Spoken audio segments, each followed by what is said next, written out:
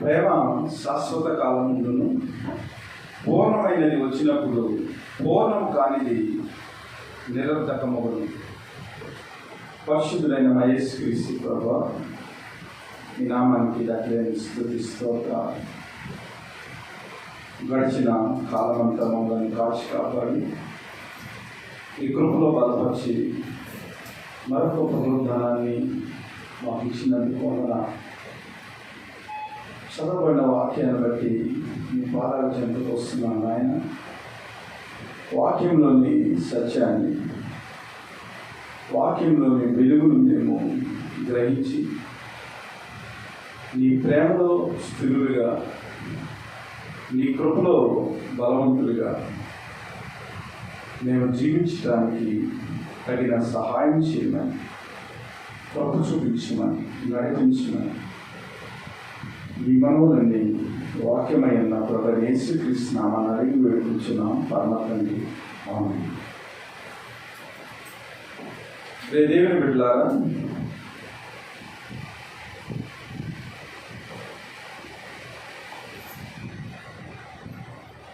దేవుడు ప్రేమ స్వరూపిగా ఉన్నారు.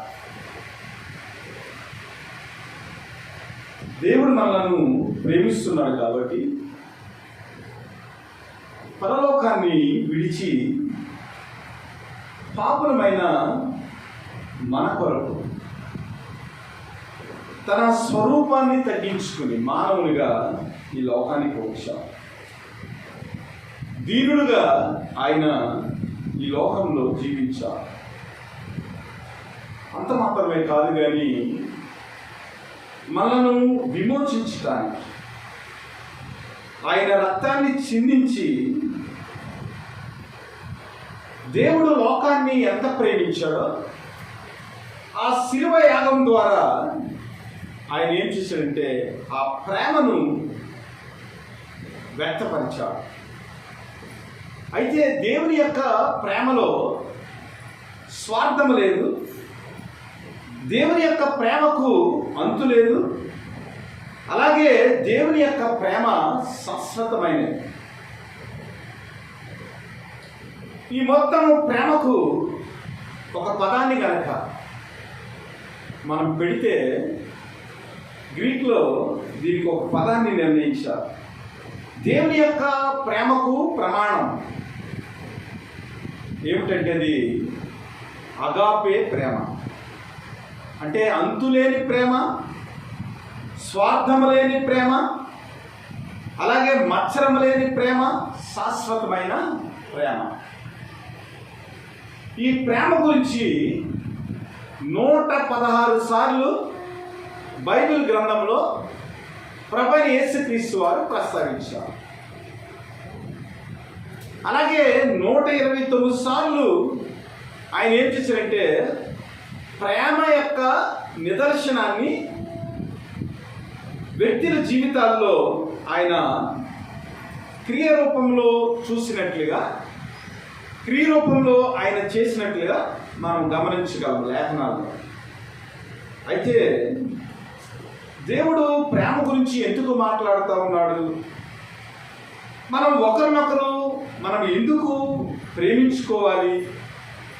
దేవుని ప్రేమను ఒకరికొకరు ఎందుకు పరస్పరము మనము చూపించుకోవాలి అని ఆలోచన చేసినట్లయితే ఈ రోజున క్రైస్తవుల యొక్క జీవితాల్లో, కుటుంబ జీవితాల్లో ప్రేమ స్వచ్ఛంగా ఉంటుంది. ఏదైనా వారు ప్రేమ చూపించారంటే ఆ ప్రేమలో కొంత స్వార్థం ఉంటుంది, ఆ ప్రేమలో కొంత మలినం ఉంటుంది, ఆ ప్రేమలో నిజమైన క్రీస్తు మన ఎడల చూపించిన అగాపే ప్రేమ అంటే ఏ విధమైన మత్సరము లేని, ఏ విధమైన దోషము లేని, ఏ విధమైన స్వార్థము లేని ప్రేమ చూపించలేకపోతా ఉన్నారు. కాబట్టి పౌలు గారు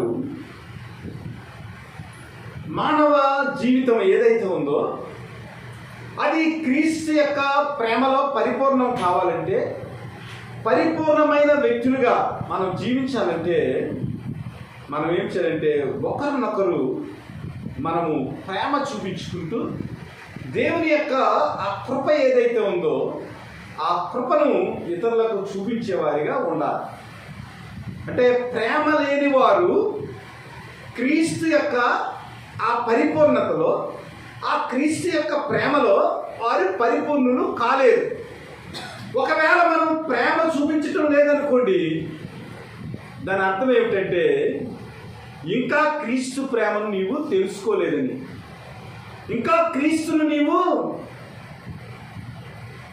నీ జీవితంలో రుచి చూడలేదని దాని యొక్క భావన. ఎప్పుడైతే మనము క్రీస్తును ప్రేమించేవారిగా ఉన్నామో అప్పుడు ఇతరులను కూడా ప్రేమించేవారిగా ఉండాలి. అలాగ మనం ప్రేమించినప్పుడే క్రీస్తు యొక్క ప్రేమలో మనం ఉన్నామనే దానికి ఒక గీటు రాయి. నీవు ఇతరులను ప్రేమించటం లేదు, నీ సహోదరులను ప్రేమించటం లేదు అని అంటే క్రీస్తు యొక్క ప్రేమలో నీవు లేదు. ఇక్కడ కొరింథీ సంఘానికి పౌలు గారు ప్రేమ గురించి రాస్తా ఉన్నారు. కొరింథీ సంఘంలో ఐక్యత లోపంగా ఉంది. కొరింథీ సంఘంలో పరిశుద్ధతలో ఎదగలేని స్థితి ఉంది. కొరింథీ సంఘంలో దేవుని మీద తిరుగుబాటు చేసే స్థితి ఉంది. కొరింథీ సంఘంలో అనేక రకాలైన వ్యతిరేకమైన భావనలు ఉన్నాయి. సంఘంలో వారు ఏం చేస్తూ ఉన్నారంటే కీచులాడుకుంటా ఉన్నారు. వారు పరిశుద్ధులుగా పిలువబడిన వారు, కానీ సంఘాలలో నేను పౌలు వాడినని ఒకడు, నేను అపోలో వాడినని ఒకడు, నేను వేరే వ్యక్తికి సంబంధించిన వాడినని ఒకడు, ఇలాగా ఐక్యతాలోపం ఉంది వారిలో. ఒకరినొకరు ప్రేమించుకుంటూ మానేసి సంఘాలలో విభేదాలు కలిగి ఉన్న వ్యక్తులుగా ఉన్నారు. గ్రూపులు, డివిజన్స్. ఒక్కొక్కరు ఏం చేస్తూ ఉన్నారంటే వారి సొంత ఆలోచన చెప్పున సంఘాలలో వారు మసులుకుంటా ఉన్నారు. కాబట్టి ప్రేమ లేని సంఘాలుగా, ప్రేమ లేని విశ్వాసులుగా, క్రీస్తు యొక్క ప్రేమను వ్యక్తపరచలేని విశ్వాసులుగా వారు జీవిస్తూ ఉన్నారు. చాలా విషయాలు ఉన్నాయి. మనం కొరింథీ మొదటి పత్రిక, రెండో పత్రిక మనం చూసినట్లయితే అనేక రకాల విభేదాలతో వారు జీవిస్తూ ఉన్నారు. పౌలు ఏమంటున్నాడంటే, నాయన మీరు అనేక రకాల విభేదాలతో ఉన్నారు, కానీ మనం అందరం కూడా క్రీస్తు యొక్క ప్రేమను పొందుకున్న వారము, క్రీస్తు యొక్క ఆ వ్యవసాయంలో మనం జతపని వారము. ఒకరినొకరు మనము గౌరవించుకోవాలి. గౌరవించుకున్నప్పుడు, ప్రేమ చూపించుకున్నప్పుడు మనందరికీ కూడా జీతం ఇచ్చేవాడు దేవుడే. కాబట్టి దేవుని యొక్క తోటలో మనం అందరం జతపని వారము, దేవుని వ్యవసాయంలో దేవుని గృహమై ఉన్నాం. కాబట్టి అందరికీ జీతం ఇచ్చేవాడు ప్రభువే. కాబట్టి మీరందరూ ఏం చేయాలంటే దేవుని యొక్క ప్రేమలో మీరు కట్టబడి ఉండాలి. ఒకడేమో భాషల గురించి మాట్లాడుతూ ఉన్నాడు, ఒకడేమో స్త్రీలు మాట్లాడాలా వద్దని మాట్లాడుతూ ఉన్నాడు, ఒకడు తల గురించి మాట్లాడుతూ ఉన్నాడు. ఇలాగ రకరకాల విభేదాలు. ఈ విభేదాలన్నిటి గురించి ఆయన మాట్లాడుతూ క్రైస్తవుల జీవితాల్లో విభేదాలు రావటానికి కారణం, క్రైస్తవుల జీవితాల్లో అనేక రకాల వైషమ్యాలు రావటానికి కారణం, వారికి అవగాహన లేకపోవటానికి కారణం ఏమిటంటే వ్యక్తుల మధ్య నిజమైన ప్రేమ లేకపోవటమే దానికి కారణమని ఇక్కడ పౌలు కొరింథీ సంఘానికి చెప్తా ఉన్నాడు.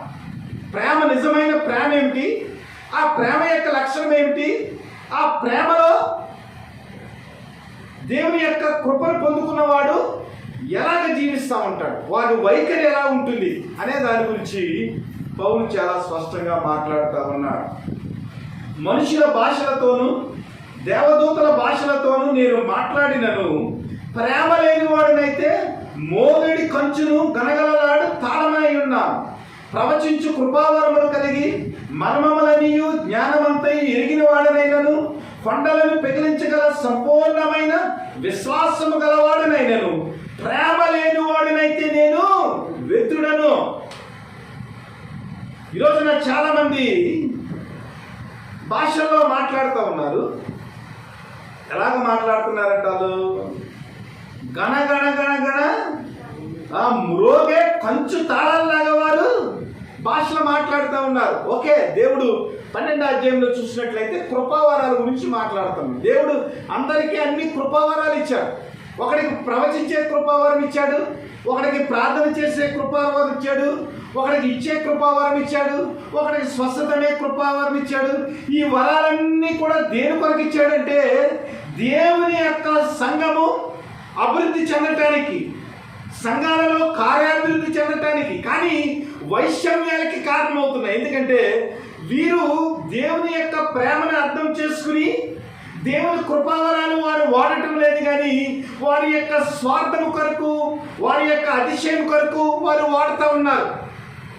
అందువల్ల దేవుని యొక్క నామము ఏమవుతుందంటే బయట ప్రపంచంలో అవమానానికి గురవుతుంది. ఎందువల్ల ఇలా జరుగుతుందంటే వారి మధ్య ప్రేమలు లేని ఆ స్థితి. కాబట్టి ప్రేమ లేనివాడు ప్రవచించినప్పటికీ, ప్రేమ లేనివాడు దేవదూతల భాషల్లో మాట్లాడినప్పటికీ, ప్రేమ లేనివాడు దేవుని యొక్క ఆ కృపావరాలు ఉపయోగించుకున్నప్పటికీ, దేవుని వాక్యంలో ఉన్న మర్మాలు చెప్పినప్పటికీ కూడా వాడు ప్రార్థన చేస్తే కొండలు పెగిలించబడతా ఉన్నాయట, వాడు ప్రార్థన చేస్తే స్వస్థతలు వస్తూ ఉన్నాయట. కానీ వాడికి ఏం లేదట, ప్రేమ లేదు. కాబట్టి ఎన్ని విషయాలలో మనం ఎదిగినప్పటికీ, ఎన్ని విషయాల్లో మనం కృపావరాలు కలిగి ఉన్నప్పటికీ, ఎంత ప్రార్థన చేస్తున్నప్పటికీ ఇతరులను ప్రేమించలేని స్థితి. అంటే నీవు ప్రేమించే స్థితి ఎలా ఉందంటే స్వార్థముతో కూడిన స్థితి. కొంతమంది కానుకలు ఇస్తూ ఉంటారు. వారు ఎందుకు ఇస్తారంటే సమాజంలో గుర్తింపు పొందేదానికి ఇస్తారు. గుర్తింపు పొందేదానికి అన్యులు కూడా ఇస్తారు. మనం చర్చలు కట్టినప్పుడు చాలా మంది లక్షల్లో ఇస్తారు, మనం వేలలో ఇస్తాం, కానీ అన్యులు లక్షల్లో ఇస్తారు. ఎందుకు ఇస్తారంటే వారి యొక్క పేరు ఆ దేవాలయము ఆ చెక్కిన ఆ స్తంభం మీద కనిపించాలని వారు చేస్తూ ఉంటారు. కానీ నిజమైన క్రీస్తు యొక్క ప్రేమను అనుభవించి వారు కార్యాలు చేయరు. మనం కూడా క్రైస్తవం ఎలాగ తయారంటే ఇతరులకు కనిపించేదా మన అతిశయం కొరకు. ఇలాంటి విషయాల్లో మనం ఏం చేస్తున్నామంటే ప్రేమ లేకుండానే సంఘాలలో మనం మనుగడ సాగిస్తూ ఉన్నాం.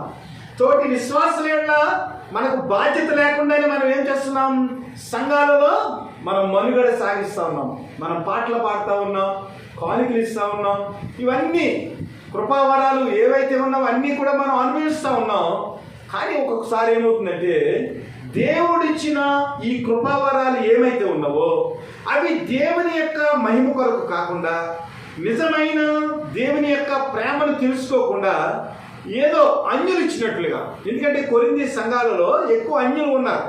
వారు ఏం చేస్తారంటే వారు దేవుని యొక్క ప్రేమను అర్థం చేసుకోకుండా వారు అక్కడక్కడ దేవుని యొక్క వాక్యం ప్రకటింపబడుతున్నప్పుడు, లేదంటే దేవుని యొక్క కార్యక్రమాలు జరుగుతున్నప్పుడు వారు ఏం చేస్తారంటే మామూలుగా అందరిలాగే వారు ఏం చేస్తున్నారు, కానుకలు ఇస్తూ ఉన్నారు. కానీ వారి జీవితంలో నిజమైన క్రీస్తు యొక్క ప్రేమను తెలుసుకునేదానికి అవకాశం లేని పరిస్థితుల్లో వారి యొక్క ప్రవర్తన ఉంది. ఇంకా కిందకు వచ్చినట్లయితే పేదల పోషణ కొరకు నా ఆస్తి అంతా ఇచ్చినను, కాల్చబడ్డకు నా శరీరం అప్పగించినను, ప్రేమ లేని వాడినైతే నాకు ప్రయోజనం లేదు. క్రైస్తవ జీవితానికి కావలసిన మొట్టమొదటి గుణం ఏమిటంటే ప్రేమ. చాలామంది అంట తమ ఆస్తిని ఏం చేస్తారంట, పేదల కొరకు మొత్తం అంతా ఇచ్చేస్తారంట. కాల్చబట్టడానికి నా శరీరం అప్పగించిన వాడు నేను అంటే ఇతరులు చూసేదానికి కార్యక్రమాలు చేస్తూ ఉంటారు. రతన్ టాటా గారు ఉన్నారండి. రతన్ టాటా గారు 6 లక్షల కోట్ల ఆస్తి ఉంది. ఎంత ఆస్తి? 6 లక్షల కోట్ల ఆస్తి ఉంది. కానీ కరోనా వచ్చినప్పుడు 6 లక్షల కోట్ల ఆస్తిని కూడా భారతీయులు బ్రతికేదానికి వ్యాక్సిన్కి నేను ఇచ్చేస్తానని చెప్పాడు. గుడ్. అంటే ఈ లోకపరంగా అన్యుడైనప్పటికీ కూడా క్రీస్తు యొక్క ప్రేమను ఎంతవరకు తెలుసుకున్నాడో మనకు తెలియదు. కానీ అన్యుడైనప్పటికీ కూడా ఇతరుల యొక్క క్షేమం కొరకు, దేశం యొక్క క్షేమం కొరకు తన ఆస్తినంతటినీ ఇచ్చేవాడిగా మరి టాటా గారు మనకు కనిపిస్తూ ఉన్నారు. ఇది చాలా మంచిది. అయితే దేవుని యొక్క లేఖనాల ప్రకారము క్రైస్తవులుగా మనం ఇచ్చేది ఎలా ఉండాలంటే, త్యాగపూరితమైన క్రీస్తు ప్రేమతో కలిపి మనం ఏం చేయాలి? ఇతరులకు మనం సహాయం చేసేవారిగా ఉండాలి. అలా కాకుండా వేరే రకంగా మనం ఇచ్చినట్లయితే దానివల్ల ఉపయోగం ఏమీ లేదని ప్రభువు మాట్లాడుతూ ఉన్నారు. దానియేలు గ్రంథం, దీని గురించి ఒక చిన్న ఉదాహరణ చూద్దాం. దానియేలు గ్రంథము 3వ అధ్యాయము 16 నుంచి 19 వచనాలు. షడ్రకు, మేషకు, అబేద్నెగోయు రాజుతో ఇలాగ చెప్పేది, నెబుకద్నెజరు, ఇన్నిని గూర్చి నీకు ప్రత్యుత్తరం ఇవ్వాలన్న చింత మాకు లేదు. మేము సేవించుచున్న దేవుడు మండుచున్న వేడిమి గల ఈ అగ్నిగుండంలో నుండి మమ్మల్ని తప్పించి రక్షించుటకు సమర్థుడు. మరియు నీ వశమున పడకుండా ఆయన మమ్మను రక్షించును. ఒకవేళ ఆయన రక్షింపకపోయినను రాజా, నీ దేవతలకు మేము పూజింపమనియు నీవు నిలబెట్టించిన బంగారు ప్రతిమకు నమస్కరింపమనియు తెలుసుకును. అందుకు నెబుకద్నెజరు అత్యాగ్రహం నొందినందున షడ్రకు, మేషకు, అబేద్నెగోయును వారి విషయములో ఆయన ముఖము వికారమైన కనుక గుండము ఎప్పటికన్నా 7 వేడిగా చేయమని ఆజ్ఞయించారు.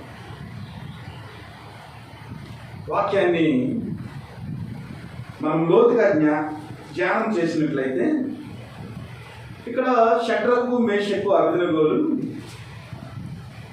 అగ్నిగుండంలో వేయబడ్డారు. వేయబడిన తర్వాత రాజుతో వీరు మాట్లాడతాం. అంటే దేవుని యొక్క ప్రేమను మనం అర్థం చేసుకుంటే మనం ప్రవర్తించే తీరు ఎలా ఉంటుంది అనేది మనము దీన్ని బట్టి నేర్చుకోవాలి. ఇక్కడ వీరు మాట్లాడుతున్న మాట ఒకే ఒక మాట, ఒకవేళ నీవు అగ్నిగుండంలో వేసినప్పటికీ కూడా మా ప్రభు రక్షింపకపోయినా కూడా మేమేం చేయము, నీవు మొక్కమన్న విగ్రహాలకు మేము మొక్కం. ఒకవేళ మా ప్రభు తప్పించవచ్చు, తప్పించలేకపోవచ్చు, ఆయన చిత్తం. అయినప్పటికీ కూడా నువ్వు ఏదైతే చెప్పావో దానికి మట్టికి మేము ఒప్పుకోము అన్నప్పుడు రాజుకి చాలా కోపం వచ్చేసింది. వీళ్ళు చాలా ఎక్కువ మాట్లాడుతున్నారు కాబట్టి ఇప్పుడున్న అగ్నిగుండం కంటే 7 రెట్టింపు అగ్నిగుండాన్ని పెంచండి అని చెప్పారు. అయినప్పటికీ కూడా ప్రభువు వారిని రక్షించారు. మనం ఏం అర్థం చేసుకోవాలంటే, మనము చేసేదానికి దేవుడు ప్రతిఫలం ఇస్తాడని కొంతమంది చేస్తూ ఉంటారు. ఒకవేళ మనం ఇచ్చిన దానికి దేవుడు ప్రతిఫలం ఇచ్చినా ఇవ్వకపోయినా మనం చేసేవారిగా ఉండాలి. ఇది మీరు జ్ఞాపకం చేసుకోవాలి. అక్కడ ఏముంది, ఒకవేళ ప్రేమ లేకుండా నీవు అగ్నిగుండంలో నీ శరీరాన్ని కాల్చుకున్నప్పటికీ కూడా, అంటే ఇతరులు చూస్తారని, గొప్ప వస్తారని, ఇతరులను మెచ్చుకుంటారని ఒక్కొక్కసారి దేవుని కొరకు మనం ప్రగల్భాలు పలుకుతూ ఉంటాం. కానీ మనసులో దేవుని గూర్చిన నిజమైన ప్రేమ, దేవుడు మన కొరకు విమోచన కార్యం చేసిన ఆ స్థితిని మనము గమనించలేని పరిస్థితుల్లో మాట్లాడుతూ ఉంటాం. నిజంగా షడ్రకు, మేషకు, అబేద్నెగోలు దేవుణ్ణి ప్రేమించారు కనుక వారు ఏం చేశారు? మొదట్లో మనం చూసినట్లయితే వారి ఆహారాన్ని కూడా త్యాగం చేశారు. ఇదిగో దేవునికి వ్యతిరేకంగా మేమిచ్చే మాంసాహారం మేము తినము, ఇది దేవుని దృష్టికి హేయమైనది, మేము శాకధాన్యాలను మేము తింటామని అక్కడ ఏం చేశారంటే ఆ వ్యక్తిని వారు బ్రతిమాలి దేవుణ్ణి ప్రేమించేవారు కనుక ఆ శాకధాన్యాలు తిని అందరికంటే కూడా జ్ఞానము కలిగిన, అందరికంటే మంచి ముఖ వసస్సు కలిగిన వ్యక్తులుగా వారు కాపాడారు. ఎందుకు ఈ విషయాలు మనం జ్ఞాపకం చేసుకోవాలంటే, నిజముగా మనము దేవుణ్ణి ప్రేమిస్తే ఆయన యొక్క ఆజ్ఞలను అనుసరించేవారిగా, ఇతరుల ఎడల దేవుని యొక్క ప్రేమను చూపించేవారిగా మనం ఉంటాం. అందువల్లే షడ్రకు, మేషకు, అబేద్నెగోలను, దానియేలును దేవుడు ఏం చేశాడంటే హెచ్చించినట్లుగా చూస్తాం. కాబట్టి మన ప్రేమ ఎలా ఉండాలంటే, ఇతరులు గమనిస్తున్నారని మనం దేవుని కొరకు క్రియలు చేయకూడదు, కానీ నిజమైన క్రీస్తు ప్రేమను అనగా స్వార్థము లేని, ఏ విధమైన మత్సరము లేని, ఏ విధమైన కళంకము లేని క్రీస్తు ప్రేమను అర్థం చేసుకుని ఇతరులకు మనము ప్రేమను చూపించేవారిగా ఉండాలి. ప్రేమ గురించి చెప్తా ఉన్నాడు. ప్రేమ దీర్ఘకాలము సహించును, దయ చూపించును, ప్రేమ మచ్చరపడదు, ప్రేమ డంబముగా ప్రవర్తింపదు, అది ఉప్పొంగదు, అమర్యాదగా నడవదు, స్వప్రయోజనమును విచారించుకొనదు, త్వరగా కోప్పడదు, అపకారమును మనసులో ఉంచుకొనదు, దుర్నీతి విషయమై సంతోషపడక సత్యమునందు సంతోషించును, అన్నిటినీ తాలుకును, అన్నిటినీ నమ్మును, అన్నిటినీ నిరీక్షించును, అన్నిటినీ ఓర్చును. ప్రేమ శాశ్వత కాలము. ఎన్ని గుణాలు ఉన్నాయి చూడండి. ఈ గుణాల గురించి మనం చెప్పుకుంటా పోతే ఎంత సమయం అవుతుందో. ప్రేమ దీర్ఘకాలము సహించు, దయచూపు. ఇతరులను మనం క్షమించేవారిగా మనం కనబడతా ఉన్నామా? నిజముగా మన భర్త యందు మనకు ప్రేమ ఉందనుకోండి, ఆ భర్త ఎలాంటి స్థితిలో ఉన్నా కూడా మనము సహించేవారిగా ఉంటాం. కొంతమంది స్త్రీలు ఏం చేస్తారంటే భర్త సిక్ అయినప్పుడు లేదా భర్త చేయలేని పరిస్థితుల్లో ఉన్నప్పుడు దాన్ని అడ్వాంటేజ్గా తీసుకుని వాళ్ళ మీద పెత్తనము చలాయించడానికి మనం పూనుకుంటాం. నిజముగా భర్తను ప్రేమించే స్థితి మనలో ఉంటే, నిజముగా భార్యను ప్రేమించే స్థితి మనలో ఉంటే, నిజముగా దేవుడిచ్చిన బిడ్డలను ప్రేమించే స్థితి మనలో ఉంటే మనం ఏం చేస్తామంటే వారిని సహించేవారిగా ఉంటాము. సహించటంతో పాటు వారి మీద ఏం చేస్తాం? దయ చూపిస్తాం. ప్రభు ఏం చేస్తున్నాడంటే కొంతమందినంట దేవుడంట సాతాను యొక్క బంధకాల్లో వారిని బంధించేస్తాడంట. చాలా పరిస్థితుల్లో ఏమవుతుందంటే సాతాను వారిని బంధించేస్తూ ఉంటాడు. ప్రభు యొక్క ప్రేమలోనికి వారు రావాలని చూస్తూ ఉన్నా కూడా ఆ సాతాను ఏం చేస్తాడంటే వాళ్ళని విడవదు. వారి యొక్క స్థితిని బట్టి, వారు చేసే అలవాట్లను బట్టి ఏమవుతుందంటే వారికి వారే సాతాను యొక్క బంధకాల్లోకి వెళ్ళిపోతూ ఉంటారు. అప్పుడు ఆ బంధింపబడిన వారి కొరకు మనం ఏం చేయాలి? దీర్ఘశాంతం వహించి వారి కొరకు ప్రార్థన చేయాలి. వారిని సాత్వికంతో ఓర్చుకోవాలి. వారి కొరకు దేవుని సన్నిధిలో మనం కన్నీటితో ప్రార్థన చేసినప్పుడు ఆ సాతాను యొక్క సంఖ్యలన్నీ కూడా విడిపోయి క్రీస్తు యొక్క ప్రేమలోనికి వారు రాగలుగుతారు. వారి మీద మనం దయ చూపించాలి, వారి మీద కనికరం చూపించాలి, వారి కొరకు ప్రార్థన చేయాలి, వారి కొరకు ఓర్చుకోవాలి. ప్రభువైన యేసుక్రీస్తు వారు మనల్ని ఓర్చుకోబట్టే మనం క్రీస్తు యొక్క ప్రేమలో మనం కట్టబడ్డాం. ఇప్పుడు నేను చేసిన పాపాలను బట్టి ఎప్పుడో చనిపోవాలి, కానీ క్రీస్తు ఓర్చుకున్నాడు కాబట్టి ఈ రోజున క్రీస్తు యొక్క ప్రేమను ప్రకటించేదానికి దేవుడు సహాయం చేశాడు.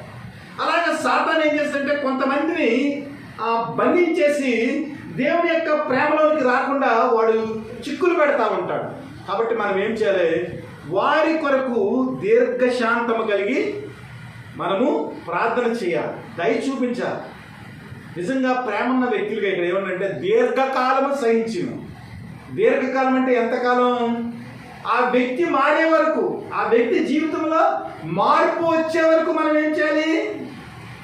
ప్రార్థన చేయాలి. ప్రార్థన చేసినప్పుడు వారి మీద దయాన్ని కనికరాన్ని మనం చూపించినప్పుడు దేవుని యొక్క ప్రేమలోనికి వారు వస్తారు. అలాగే ప్రేమ మచ్చరపడదు, ప్రేమ డంబముగా ప్రవర్తించదు. మచ్చరం అంటే ఏమిటి? మచ్చరం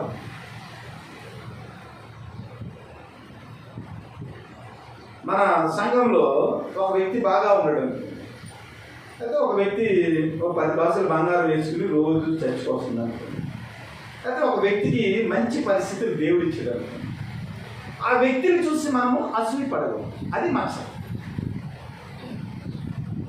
దేవుడు వారి వారి స్థితిని బట్టి, వారి యొక్క దేవుని యొక్క ఆ స్థితిలో వారి యొక్క చదువుని బట్టో లేదంటే వారు చేసిన కష్టాన్ని బట్టో దేవుడు ఏం చేస్తాడంటే వారు దీవిస్తారు.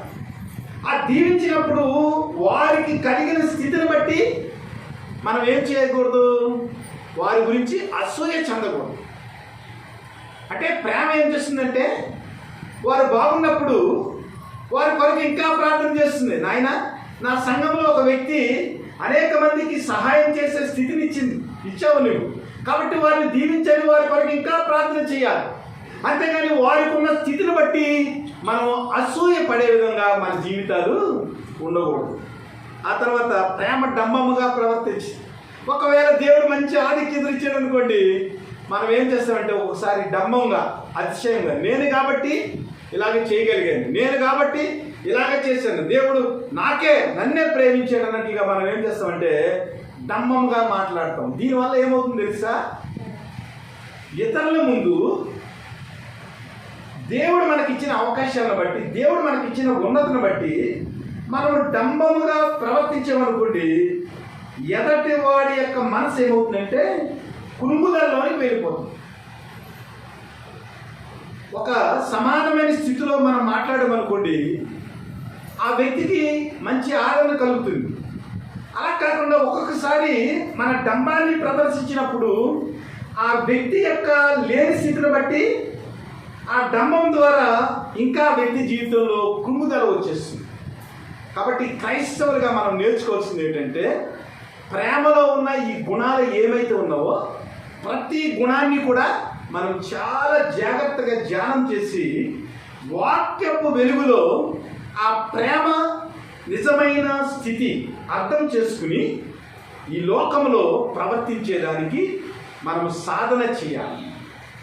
ప్రేమ డంబముగా ప్రవర్తించదు, అది ఉప్పొంగదు, అమర్యాదగా నడవదు, స్వప్రయోజనమును విచారణ చేసుకొనదు, త్వరగా కోపడదు, అపకారమును మనసులో ఉంచుకోదు. ఇవన్నీ మనం చేస్తా ఉన్నామా? కోపపట్ట విషయంలో మనం ఎలా ఉన్నాం? కోపం గురించి యాకోబు మాట రాశాడు. నరుని యొక్క కోపం అంట దేవుని యొక్క నీతిని నెరవేర్చదు. ఏ విషయాల్లో మనం కోపపడుతున్నాం, అలాగే ఏ విషయాల్లో మనము మర్యాద లేకుండా నడుస్తూ ఉన్నాం, ఏ విషయాల్లో మనము స్వప్రయోజనాన్ని విచారణ చేసుకుంటా ఉన్నాం, ఇవన్నిటినీ మనము గమనించాలి. అంతేకాకుండా అన్నిటికంటే ఒక ముఖ్యమైన గుణాన్ని చెప్పాడు.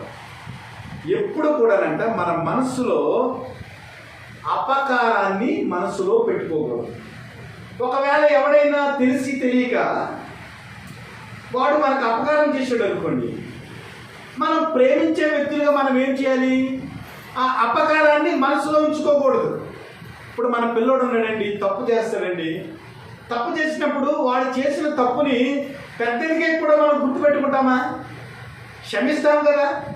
మరి మన కుటుంబ వ్యక్తుల జీవితాల్లో మనము వారు చేసిన అపకారాన్ని మనము గుర్తుపెట్టుకోకుండా వారిని దేవుని యొక్క ప్రేమలో మనం కలుసుకుంటాం.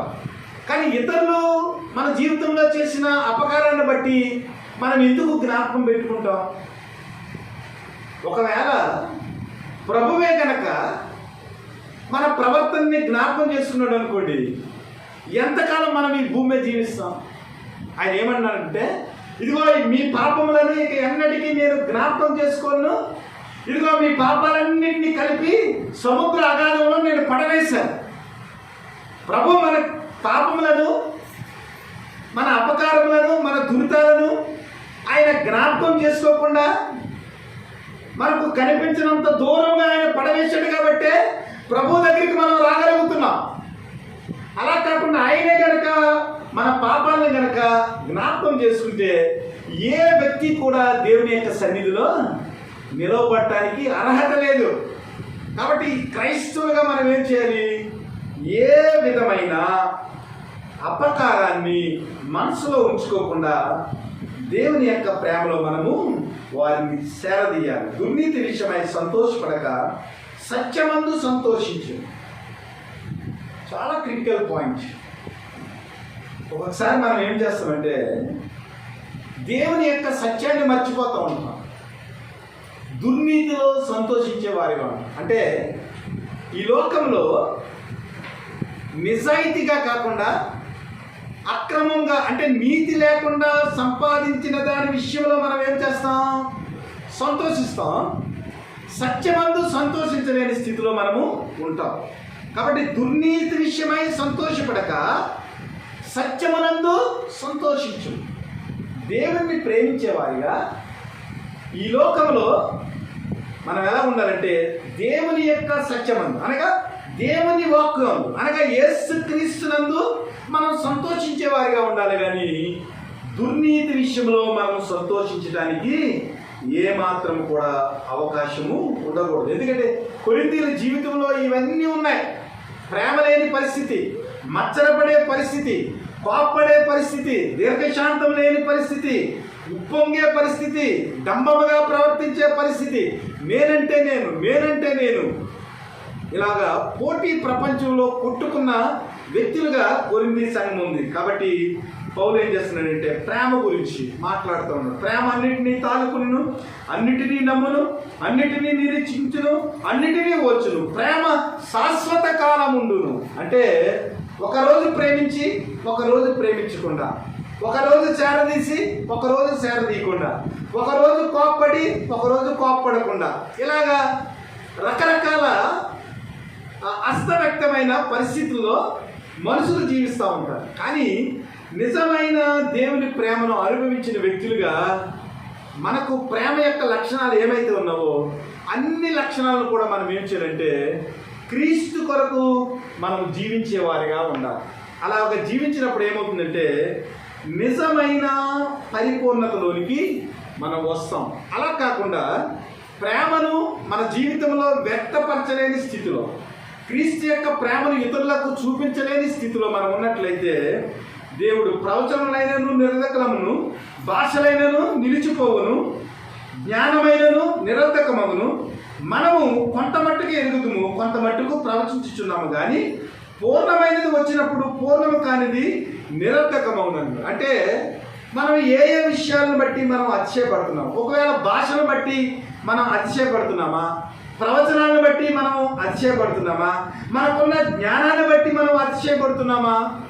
ఏ విషయాల్లో మనం అతిశయపడుతున్నామో అవన్నీ కూడా ఒకరోజు ఏమవుతుంది? నిరర్థకమైపోతుంది. మీరు చూసుకోండి, ఒకప్పుడు బాగా వాడబడిన దైవజనులు ఈరోజు వాడబడటం లేదు. రంజిత్ ఓపీ గారు ఆయన ప్రసంగం చెప్తా ఉంటే లక్షల మంది వెళ్ళిపోతూ ఉండేవారు. కానీ ఈ రోజున రంజిత్ ఓపీలు ప్రసంగం చేస్తే ఎవరు రావటం లేదు. ఒకప్పుడు కొంతమంది వ్యక్తులు ప్రవచనాలు చెప్తా ఉంటే ఆ ప్రవచనాల కొరకు మరి లారీల మీద వెళ్ళిపోతూ ఉండేవారు. ఒకప్పుడు కేఏ పాల్ గారు మీటింగ్ పెడతా ఉంటే జనాలు రోడ్ అంతా ట్రాఫిక్ బంద్ అయిపోయింది. కానీ ఈ రోజున కేఏ పాల్ గారు మాట్లాడుతూ ఉంటే పిచ్చోళ్ళని చూస్తూ ఉన్నాం.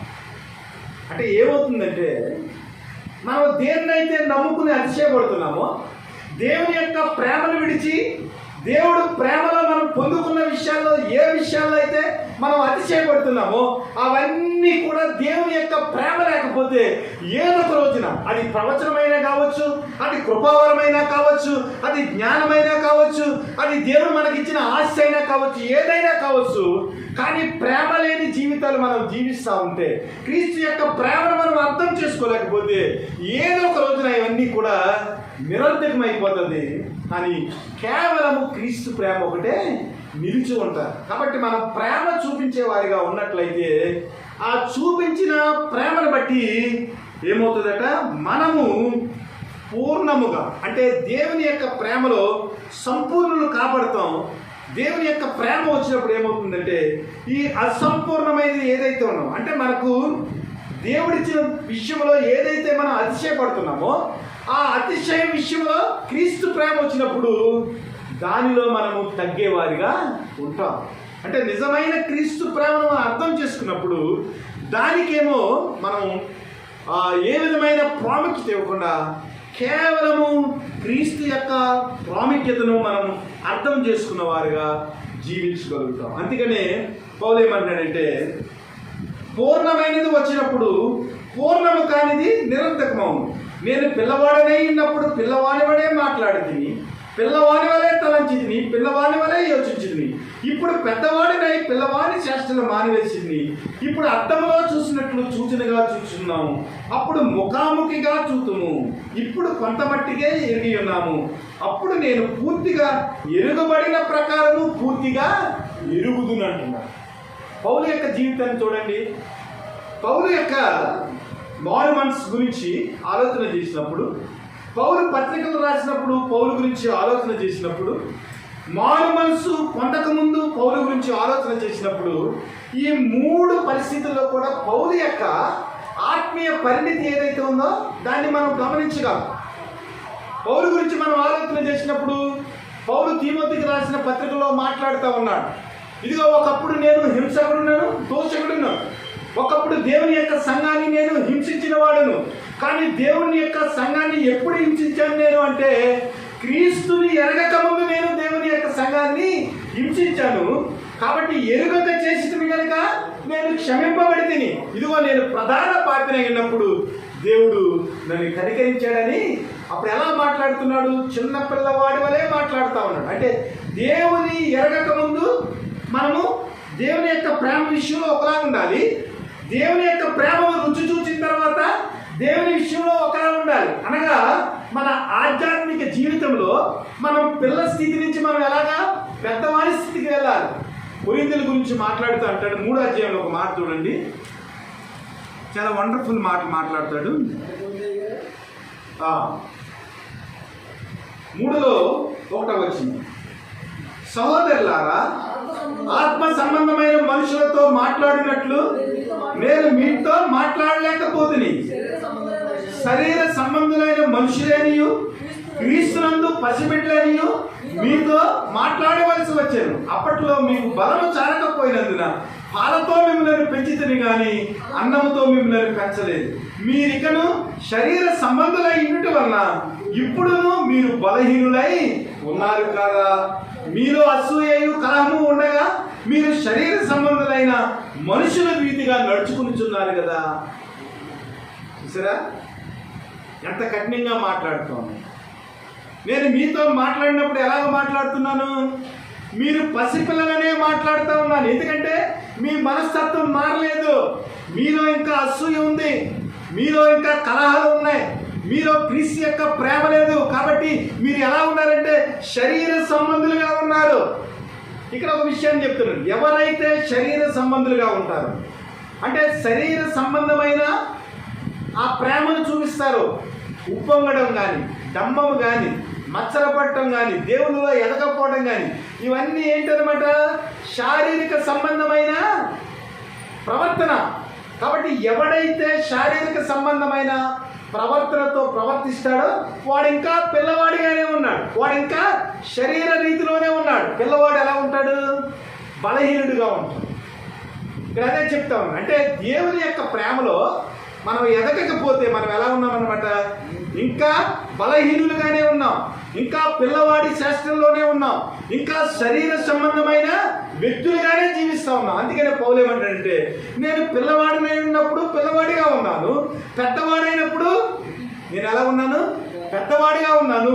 పిల్లవాడి శాస్త్రాలను నేను మానివేసి తిని, అంటే నాలో ఉన్న శారీరక సంబంధమైన విషయాలు ఏవైతే ఉన్నాయో, అసూయ ఏదైతే ఉందో, కలహం ఏదైతే ఉందో, దేవునికి ఇష్టం లేని ప్రవర్తన ఏదైతే ఉందో అవన్నిటిని కూడా నేను మానివేసినాను.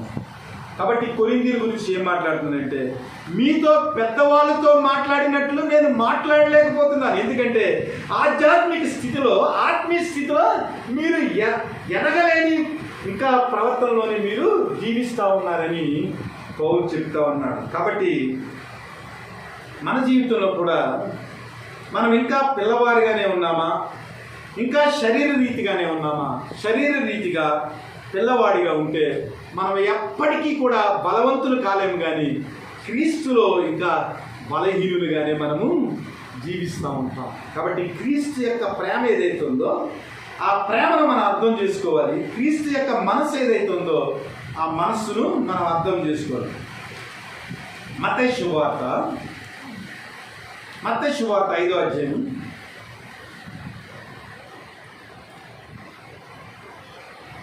మత్తయి సువార్త 5వ అధ్యాయం 43 నుంచి.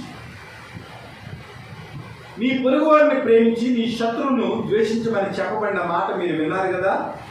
నేను మీతో చెప్పినది ఏమనగా, మీరు పరలోకమందున్న మీ తండ్రికి కుమారులైనట్లు మీ శత్రువులను ప్రేమించుడి, మిమ్మల్ని హింసించు వారి కొరకు ప్రార్థన చేయుడి. ఆయన చెడ్డవారి మీదను మంచి వారి మీదను తన సూర్యుని ఉదయింపజేసి నీతిమంతుల మీదను అనీతిమంతుల మీదను వర్షము కురిపించుచున్నాడు. మీరు మిమ్మల్ని ప్రేమించు వారినే ప్రేమించిన యెడల మీకేమి ఫలము కలుగును?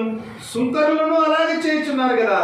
మీ సహోదరులకు మాత్రము వందనము చేసిన యెడల మీరు ఎక్కువ చేసినదేమి? అన్యజనులు అలాగే చేయుచున్నారు కదా.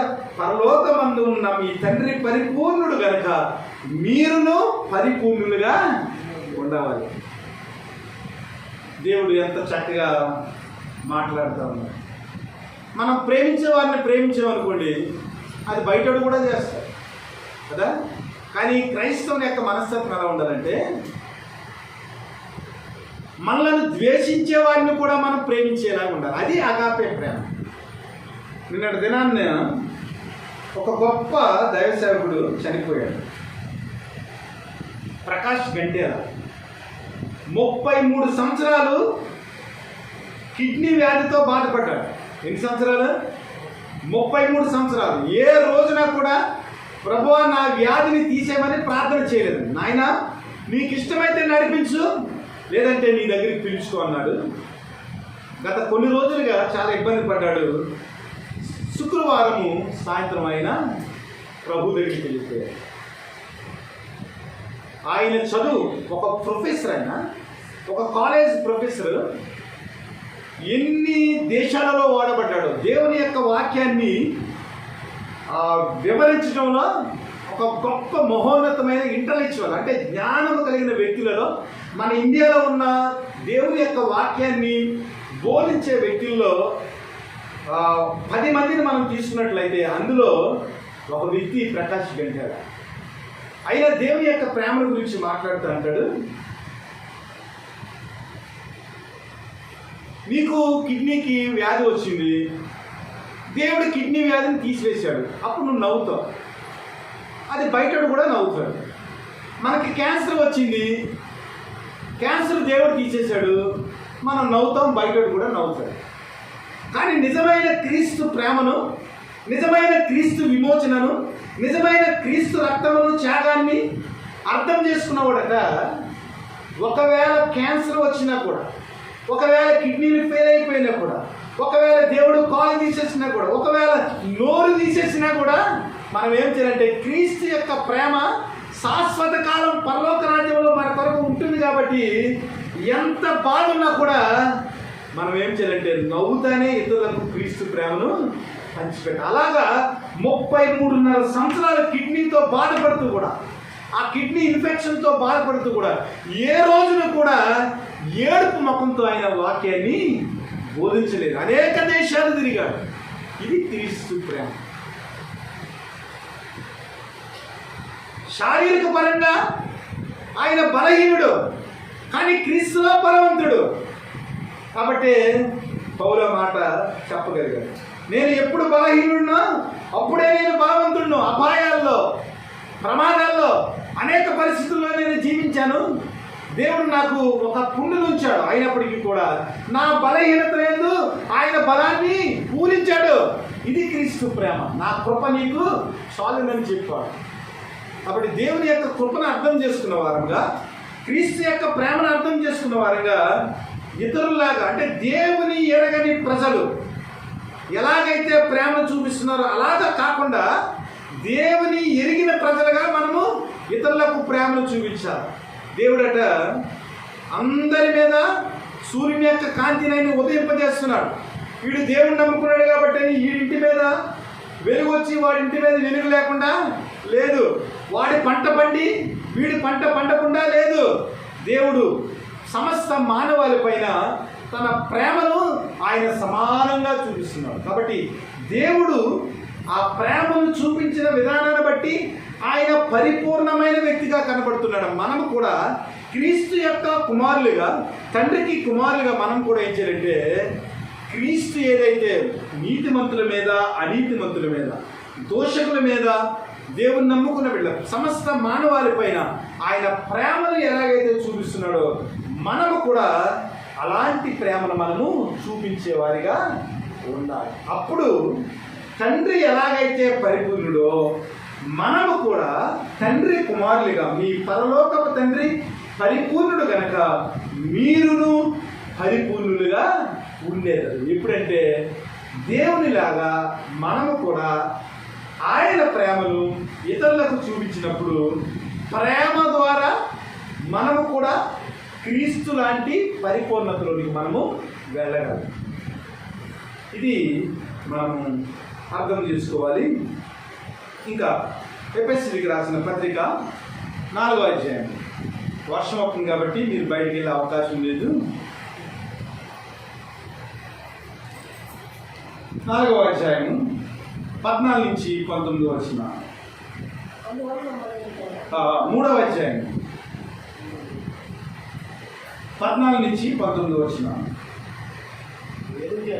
ఈ హేతు చేత పరలోకమందును భూమి మీద ఉన్న ప్రతి కుటుంబము ఏ తండ్రిని బట్టి కుటుంబం అని పిలువబడుచున్నదో ఆ తండ్రి ఎదుట నేను మోకాళ్ళుని, మీరు అంతరంగ పురుషుని యందు శక్తి కలిగి ఆయన ఆత్మ వలన బలపరచునట్లుగా క్రీస్తు మీ హృదయంలో విశ్వాసం ద్వారా నివసించినట్లుగాను తన మహిమైశ్వర్యం చెప్పిన మీకు దయచేయవలనని మీరు దేవుని సంపూర్ణత యందు పూర్ణులగునట్లుగా ప్రేమ యందు వేరుపారి స్థిరపడి సమస్త పరిశుద్ధులతో కూడా దాని పొడవు, పొడుగు, లోతు, వెడల్పు, ఎత్తు ఎంతో గ్రహించుకున్నటకు జ్ఞానమునకు మించిన క్రీస్తు ప్రేమను తెలుసుకున్నటకు తగిన శక్తి గలవారు కావాలని ప్రార్థించుచున్నారు.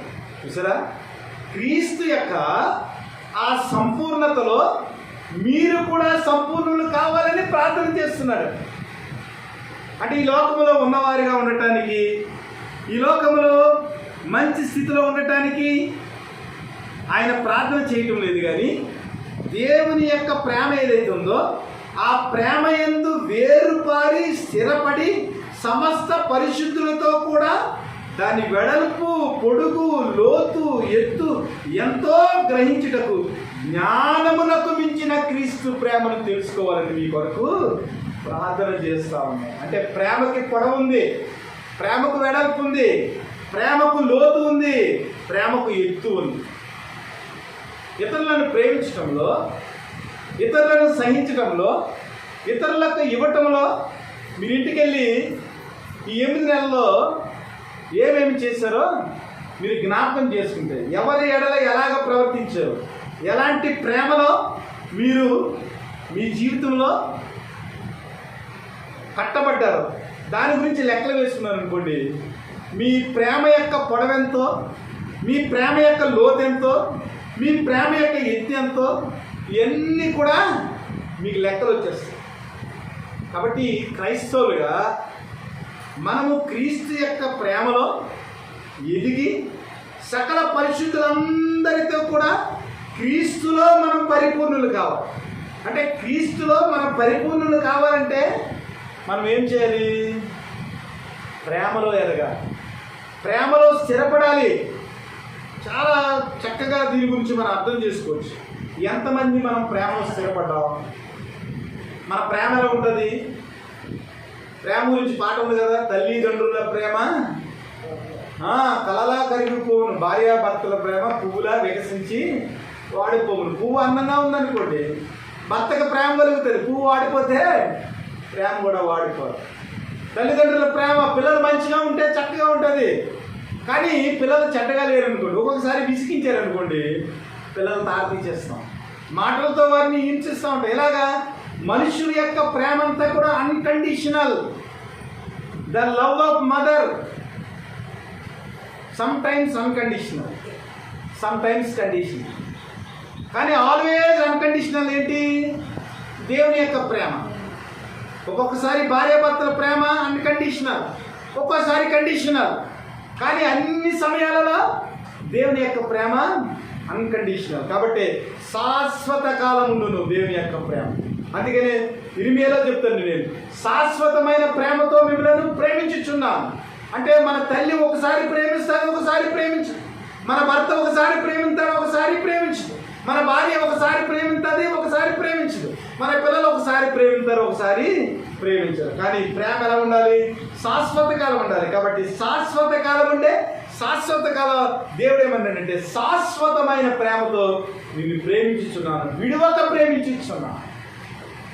కాబట్టి దాని ఎత్తెంతో, లోతెంతో, పొడవెంతో మనం తెలుసుకోవడానికి మనం ఏం చేయాలి? ప్రార్థన చేయాలి. పౌలు అలాగే ఎదిగేదానికి, దేవుని కుటుంబంగా కట్టబడేదానికి, దేవుని కుమారులుగా మనం పిలువబడేదానికి జ్ఞానములకు మించిన క్రీస్తు ప్రేమను తెలుసుకోవాలి. అంటే మన జ్ఞానంతో ఏం చేస్తామంటే, ఒక్కొక్కసారి ఇతరులకి హెల్ప్ చేయాలా వద్దని ఆలోచన చేస్తాం. మనకి ఏదైనా థాట్ వచ్చిందనుకోండి, మనకి ఏదైనా ఆలోచన వచ్చిందనుకోండి, ఏం చేస్తామంటే మనకున్న ఆలోచన బట్టి వారికి సహాయం చేస్తాం. ఒక్కోసారి ఏం చేస్తాం? సహాయం చేయలేం. కానీ క్రీస్తు ప్రేమలో మనం ఉన్నాం అనుకోండి, క్రీస్తు యొక్క ప్రేమ లోతు, ఎత్తు, ఆ వెడల్పు మనం తెలుసుకున్నాం అనుకోండి, ఇతరుల గురించి ఏమాత్రం కూడా ఆలోచన చేయకుండా క్రీస్తు ప్రేమను వారికి మనం రుచి చూపించాలి. అందుకనే పౌలు ఏమంటాడంటే, మీరు దేవుని యొక్క కుటుంబం నుంచి మీరు పిలువబడ్డారు. ఏ తండ్రి కుటుంబంలో నుంచి వచ్చారో, మీరు ఏ తండ్రి పరిపూర్ణుడని మీరు తెలుసుకున్నారో, ఏ తండ్రి ప్రేమలో మీరు రక్షింపబడ్డారో, ఏ తండ్రికి మీరు కుమారులు ఉన్నారో, ఆ కుమారులుగా మీరు ఏం చేయాలంటే క్రీస్తు యొక్క ప్రేమ యొక్క లోతు, ఎత్తు, పొడవు అంతా తెలుసుకుని ఆ ప్రేమను గ్రహించి ఇతరులకు మీరు చూపించాలని మీ కొరకు నేను ఏం చేస్తున్నాను? ప్రార్థన చేస్తాను. కాబట్టి మన ప్రేమ యొక్క లోతు ఎంతో మీరు గమనించుకోండి. ఇంకొక మాట, హెబ్రీలకు రాసిన పత్రిక 10:14.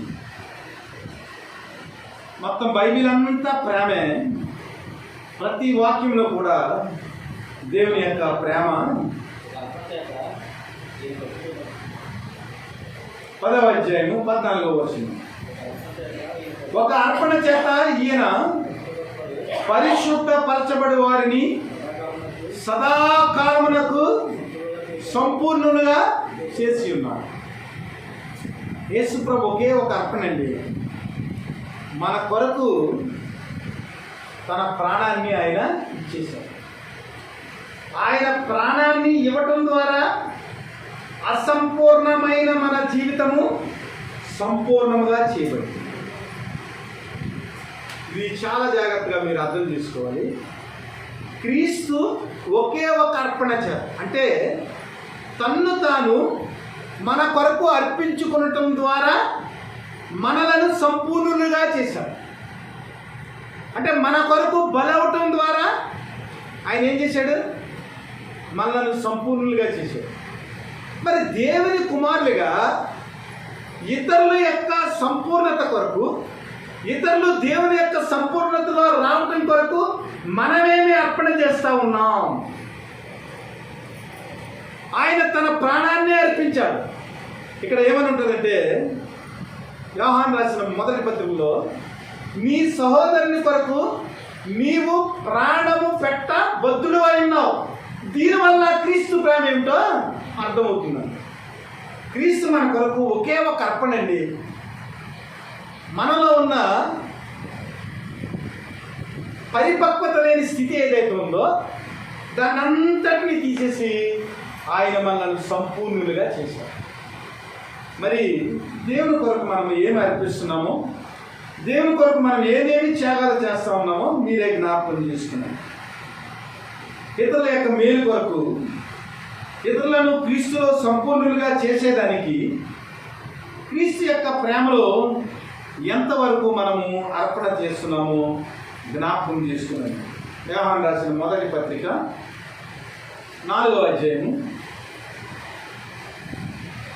యోహాను రాసిన మొదటి పత్రిక 4వ అధ్యాయము 7 నుంచి 18 వరకు కొన్ని మాటలు ఉన్నాయి. ఇందులో ప్రేమ ప్రేమ ప్రేమ ప్రేమ అని 18 సార్లు రాయబడి ఉంది. ఎన్నిసార్లు? వీళ్ళారా మనం ఒకరినొకరు ప్రేమిస్తాం. ఎలాగనగా ప్రేమ దేవుని మూలంగా కనబడుచున్నది, ప్రేమించు ప్రతి వాడును దేవుని మూలముగా పుట్టినవాడే దేవుని ఎరుగు. దేవుడు ప్రేమాస్వరూపి, ప్రేమ లేని వాడు దేవుణ్ణి ఎరగడు. అండర్లైన్ చేసుకుంది. దేవుడు ప్రేమాస్వరూపి, ప్రేమ లేని వాడు దేవుణ్ణి ఎరగడు. మనం ఆయన ద్వారా జీవించినట్లు దేవుడు తన అద్వితీయ కుమారుని లోకములోనికి పంపెను. దీనివల్ల దేవుడు మన యందుంచిన ప్రేమ ప్రత్యక్షపరచబడింది. యేసుక్రీస్తు ఈ లోకానికి రావటం వల్ల, మన కొరకు బలవటం వల్ల తండ్రి ప్రేమ ఏమిటో మనకి క్రీస్తు ద్వారా మనము తెలుసుకున్నాం. ఇది బయలుపడింది. మనము దేవుని ప్రేమించమని కాదు, తానే మనల్ని ప్రేమించి మన పాపములకు ప్రాయశ్చిత్తముగా ఉండుటకు తన కుమారుని పంపెను. ఇందులో దేవుని ప్రేమ ఉన్నది. ప్రియులారా, దేవుడు మనల్ని ఎలాగూ ప్రేమింపగా మన ఒకరినొకడు ప్రేమింపబద్ధులమై ఉన్నాం. అంటే క్రీస్తు ఎలాగ ప్రేమించాడు, తండ్రి ఎలాగ ప్రేమించాడు. తండ్రి అయితే తన కుమారుని మన కొరకు బలిగా ఇచ్చేశాడు, కుమారుడు మన కొరకు బలి అయిపోయాడు. దీంట్లో క్రీస్తు యొక్క ప్రేమ ఏమిటో, తండ్రి యొక్క ప్రేమ ఏమిటో మనకు కనబడుతుంది. కాబట్టి ఇలాంటి ప్రేమను పొందుకున్న మనము ఏం చేయాలి? ఒకరినొకరు ప్రేమింప బద్ధులమై ఉన్నాం. ఎంతకాలం ప్రేమించాలి? దీర్ఘకాలం ప్రేమించాలి. ఎంతకాలం ప్రేమించాలి? శాశ్వత కాలం ప్రేమించాలి. ఎంతకాలం ఓర్చుకోవాలి? శాశ్వత కాలం ఓర్చుకోవాలి. ఎంతకాలం ఓర్చుకోవాలి? శాశ్వత కాలము ఓర్చుకోవాలి. శాశ్వత కాలము మనం తాళుకోవాలి. ఇందులో దేవుని యొక్క ప్రేమ కనబడుతుంది. దీనివలన మనము ఆయన యందు నిలిచి ఉన్నామని, ఆయన మన యందు ఉన్నాడని తెలుసుకొనిచున్నాం. ఎలాగనగా ఆయన మనకు తన ఆత్మలో పాలు దయచేసి ఉన్నాడు. మరియు తండ్రి తన కుమారుని లోకరక్షకుడిగా ఉండుటకు పంపివేయటం మేము చూసి సాక్ష్యం ఇచ్చుచున్నాం. యేసు దేవుని కుమారుడని ఎవడు ఒప్పుకున్నో వానిలో దేవుడు నిలిచి ఉన్నాడు, వాడు దేవుని యందు ఉన్నాడు. మన ఎడల దేవునికి ఉన్న ప్రేమను మనం ఎరిగిన వారమై దాన్ని నమ్ముచున్నాం. అంటే క్రీస్తు మనలో ఉన్నాడని మనం నమ్ముతున్నామంటే క్రీస్తు యొక్క ప్రేమలో మనం నిలిచి ఉన్నామని అర్థం చేసుకోవాలి. ఒకవేళ క్రీస్తులో లేదా క్రీస్తు ప్రేమలో మనం నిలిచి ఉండలేదనుకోండి, ఇతరులకు మనం క్రీస్తు యొక్క ప్రేమను చూపించడం లేదనుకోండి, క్రీస్తు మన యందు లేడు, మనం క్రీస్తు యందు లేడు. ఇది అర్థం చేసుకోవాలి. అంటే మనం ప్రేమించలేని స్థితిలో ఉంటే దేవుని యొక్క ప్రేమను మనం అర్థం చేసుకోలేదు, దేవుణ్ణిలో మనం లేము, దేవుడు మనలో లేడని. ఇది ఇచ్చిన లింకు. దేవుడు ప్రేమ స్వరూపి అన్నాడు.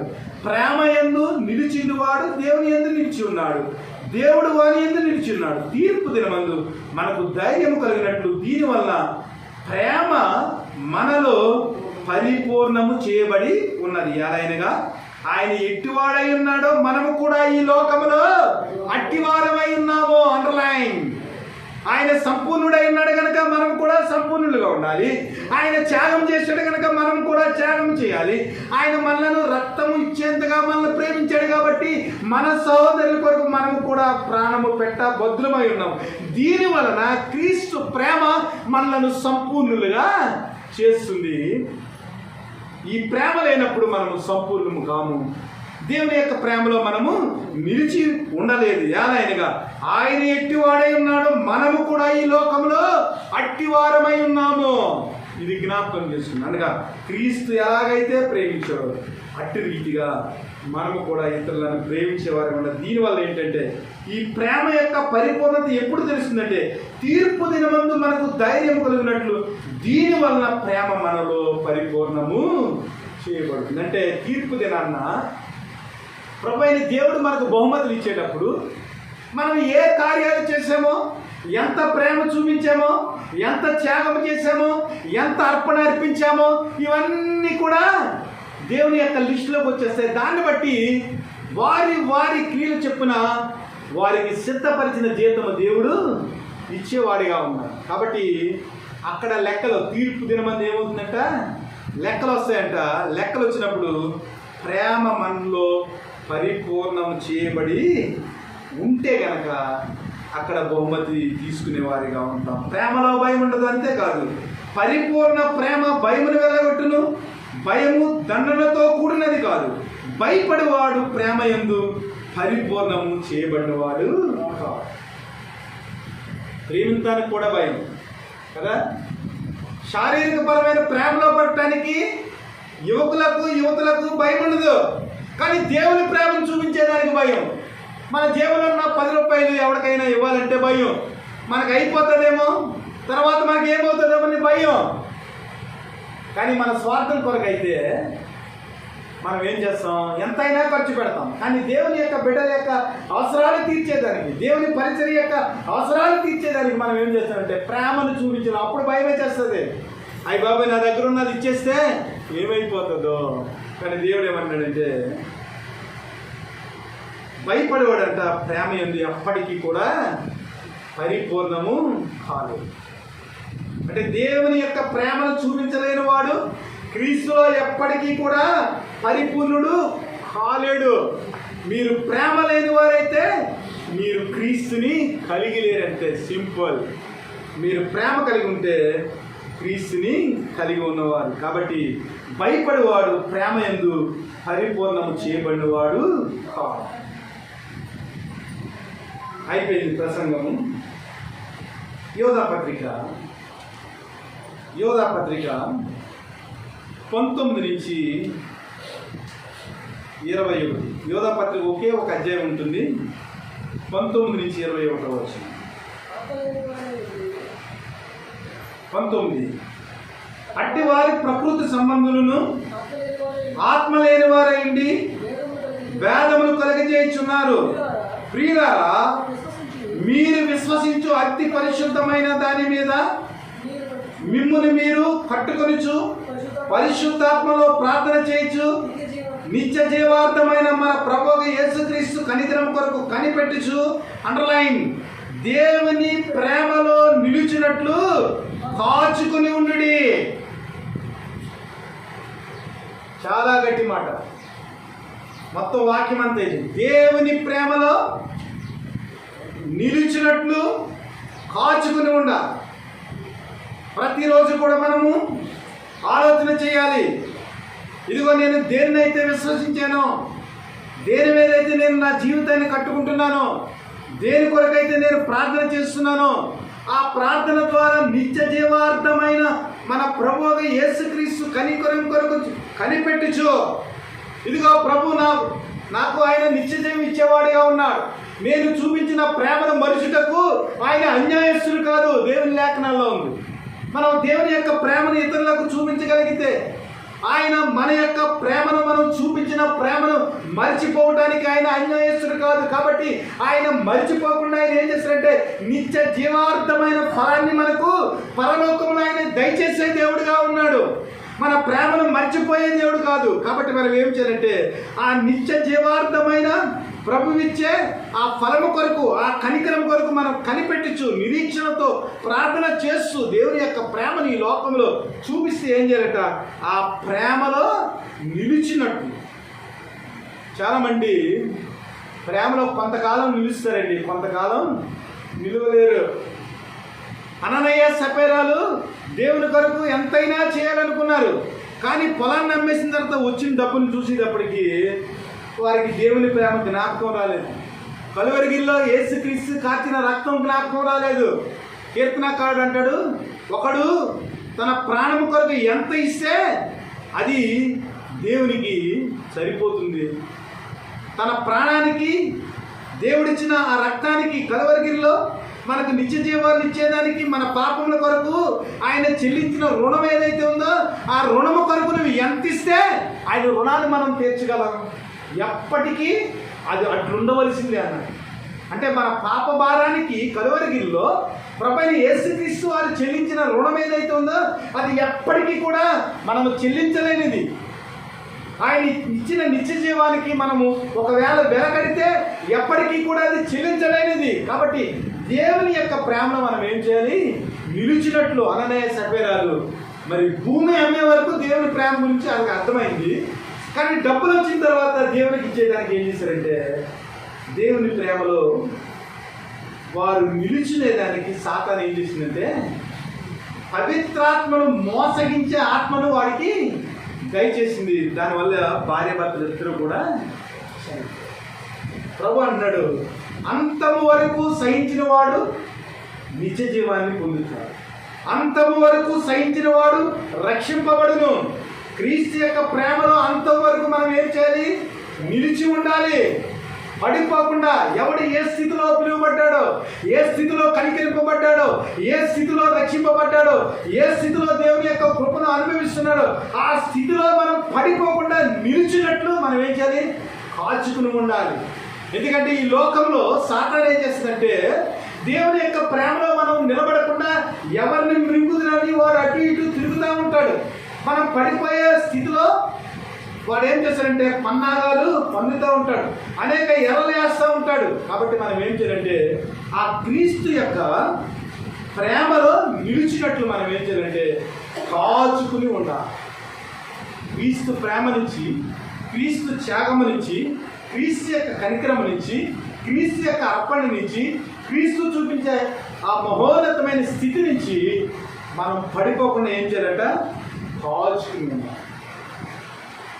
దేని ద్వారా కాచుకుని ఉన్నారంటే పైన చెప్తున్నాడు, విశ్వసించు అతి పరిశుద్ధమైన దాని మీద మిమ్ములను మీరు కట్టుకోవచ్చు, పరిశుద్ధాత్మలో ప్రార్థన చేయొచ్చు, నిత్య జీవార్థమైన మన ప్రభువు యేసుక్రీస్తు కనికరం కొరకు కనిపెట్టించు దేవుని ప్రేమలో స్థిరముగా ఉండి పడిపోకుండా మన జీవితాన్ని ఏం చేయాలంటే పట్టుకునేవారిగా ఉండాలి. కాబట్టి దేవుని బిడ్డలారా, దేవుడి మనకు చూపించిన ఆ ప్రేమ విషయంలో మన వైఖరి ఎలా ఉంటుంది?